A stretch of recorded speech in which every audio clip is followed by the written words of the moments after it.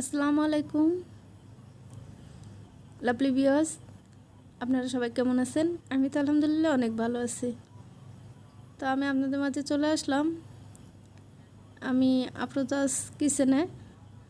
তো আজকে রেসিপিতে পটল ভাজি করে দেখাবো, খুব সহজভাবে, খুব অল্প সময়ে।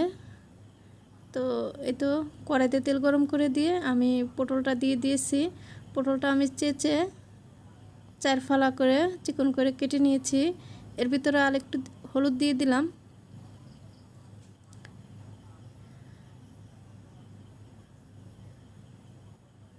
তো দেখতে থাকুন আমার পটল ভাজিটা। যদি আমার চ্যানেলটা ভালো লাগে তাহলে সাবস্ক্রাইব করে আমার পাশে থাকবেন, লাইক করবেন, কমেন্টস করবেন। তো পটলটা আমি এভাবে নেড়ে চেড়ে দিব।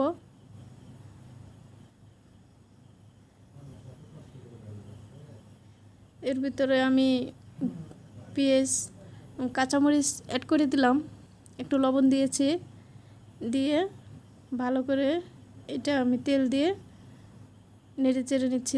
তেলের পরিমাণটা একটু বেশি দিতে হবে যেহেতু ভাজি। তো এই তো দেখেন প্রায় আমার ভাজিটা হয়ে আসছে।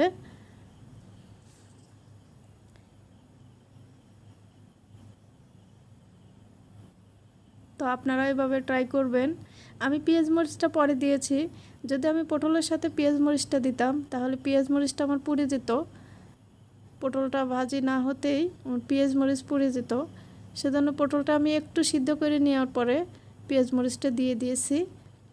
তো এত সুন্দর হবে, এখন পেঁয়াজ মরিচটা সিদ্ধ হয়ে যাবে এবং পটল ভাজিটাও অনেক সুন্দর হবে। তো এভাবে অবশ্যই আপনারা ট্রাই করবেন। এই তো আমার হয়ে আসছে, আমি নামিয়ে নিলাম পটল ভাজিগুলো।